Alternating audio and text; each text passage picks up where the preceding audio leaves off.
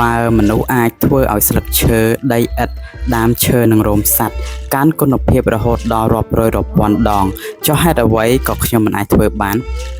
ដូច្នេះខ្ញុំមិនអនុញ្ញាតឲ្យខ្លួនឯងខ្លាចជាចំណីរបស់សត្វជ្រូកឡើយហើយក៏មិនត្រូវគេកិននៅក្នុងត្បាល់ថ្មនៃភាពបរាជ័យនិងការអស់សង្ឃឹមតាមសេចក្តីត្រូវការរបស់គេនោះដែរព្រោះបុគ្គលអស្ចារ្យទាំងឡាយតែងដួលជាញឹកញាប់មុននឹងសម្រេចបានជីវិតជោគជ័យមានតែដង្កូវទេដែលមិនចេះដួលដុំទី8ថ្ងៃនេះខ្ញុំនឹងបង្កើនគុណភាពខ្លួនឯងឲ្យបាន100ដង Today I will multiply my value 100-fold ថ្ងៃនេះខ្ញុំនឹងបង្កើនគុណភាពខ្លួនឯងឲ្យបាន100ដងស្លឹកមនបើបានប៉ះនឹងទេពកោសល្យរបស់មនុស្សហើយក៏คล้ายទៅជាសរសៃសូត្រដ៏ល្អប្រណិតដីឥដ្ឋបើបានប៉ះនឹងទេពកោសល្យរបស់មនុស្សហើយក៏คล้ายទៅជាវិមានដ៏ខ្ពស់ស្កឹមស្កៃដើមឈើបើបានប៉ះនឹងទេពកោសល្យរបស់មនុស្សហើយក៏คล้ายទៅជាទីសក្ការៈបូជារោមឈាមបើបានប៉ះនឹងទេពកោសល្យរបស់មនុស្សហើយក៏คล้ายទៅជាសម្ពុតអាវសម្រាប់ព្រះរាជាបើមនុស្សអាចធ្វើឲ្យស្លឹកឈើដីឥដ្ឋដើមឈើនិងរោមសត្វកើនគុណភាពរហូតដល់រាប់រយរាប់ពាន់ដងចុះហេតុអ្វីក៏ខ្ញុំមិនអាចធ្វើបានថ្ងៃនេះខ្ញុំនឹងបង្កើនគុណភាពខ្លួនឯងឲ្យបាន100ដងរូបខ្ញុំគឺមិនខុសអ្វីពីគ្រាប់ស្រូវមួយគួរដែលនឹងជួបវាសនាមួយក្នុងចំណោមវាសនាទាំង3គ្រាប់ស្រូវអាចត្រូវបានគេដាក់ចូលទៅក្នុងបាវហើយដឹកទៅកន្លែងលក់ដែលនឹងត្រូវគេទិញធ្វើជាចំណីរបស់សត្វជ្រូកឬមួយក៏វាត្រូវគេកិនឲ្យទៅជាម្សៅដើម្បីធ្វើជានំប៉័ងឬក៏វាត្រូវបានគេដាក់ចូលទៅក្នុងដីដើម្បីឲ្យវាដោះរហូតបានបង្កើតគ្រាប់ស្រូវរាប់ពាន់គ្រាប់បន្ថែមទៀតដែលកាត់ចេញមកពីគ្រាប់ស្រូវដើមតែមួយគ្រាប់ប៉ុណ្ណោះខ្ញុំខុសពីគ្រាប់ស្រូវនេះតែមួយចំណុចទេគឺនៅត្រង់ថាគ្រាប់ស្រូវមិនអាចជ្រើសរើសថាតើពួកវាចង់ខ្លាយជាចំណីរបស់សត្វជ្រូក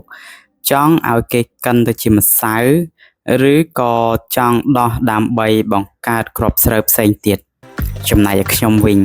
ខ្ញុំអាចជ្រើសរើសបានដូច្នេះខ្ញុំនឹងមិនអនុញ្ញាតឲ្យខ្លួនឯងខ្លាយទៅជាចំណីរបស់សត្វជ្រូកឡើយហើយក៏មិនត្រូវឲ្យគេកិននៅក្នុងត្បាល់ថ្មនៃភាពបរាជ័យនិងការអស់សង្ឃឹមទៅតាមសេចក្តីត្រូវការរបស់គេនោះដែរ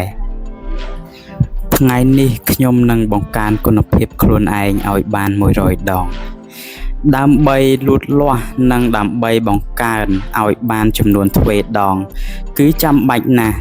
ត្រូវដាក់គ្រាប់ស្រូវដាំនៅក្នុងស្រទាប់ដីពណ៌ខ្មៅ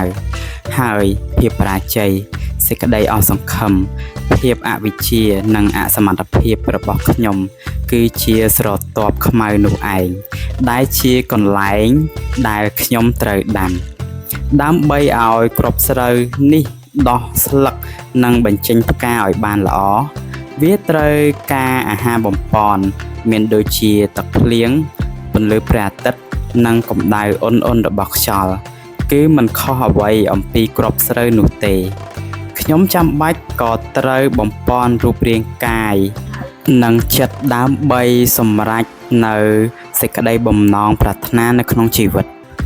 ប៉ុន្តែដើម្បីលូតលាស់ឲ្យដល់កម្រិតអតិបរមាបាន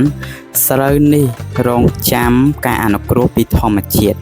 ដែលតែងមានការផ្លាស់ប្ដូរមិនទៀងទាត់ចំណែកឯខ្ញុំវិញ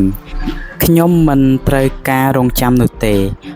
ព្រោះខ្ញុំមានអំណាចអាចកំណត់យកវាសនារបស់ខ្លួនឯងបានដែលខុសពីគ្រាប់ស្រូវមួយនេះថ្ងៃនេះខ្ញុំនឹងបង្កើនគុណភាពខ្លួនឯងឲ្យបាន100ដងចុះខ្ញុំអាចទទួលបានជោគជ័យលើកិច្ចការនេះដោយរបៀបណាទី1ខ្ញុំនឹងរៀបចំផែនការប្រចាំថ្ងៃប្រចាំសប្តាហ៍ប្រចាំខែប្រចាំឆ្នាំ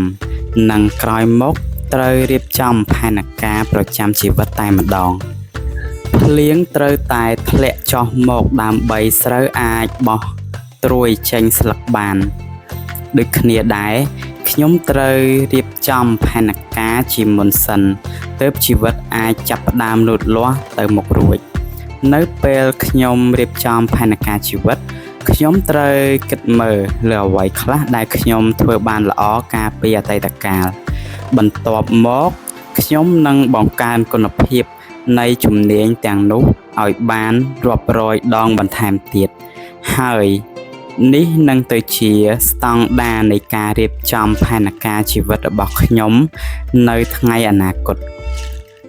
ខ្ញុំនឹងមិនមានសេចក្តីព្រួយបារម្ភដោយសារគោលដៅជីវិតរបស់ខ្ញុំខ្ពស់ពេកនោះទេពីព្រោះថាបើ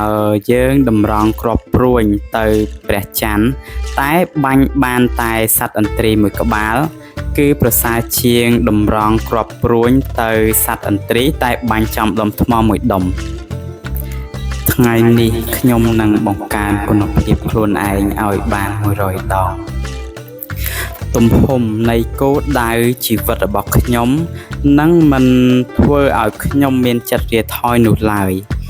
ទោះបីត្រូវដួលជាច្រើនលើកច្រើនសារមុននឹងទៅដល់ក៏ដោយចោះបើខ្ញុំដួល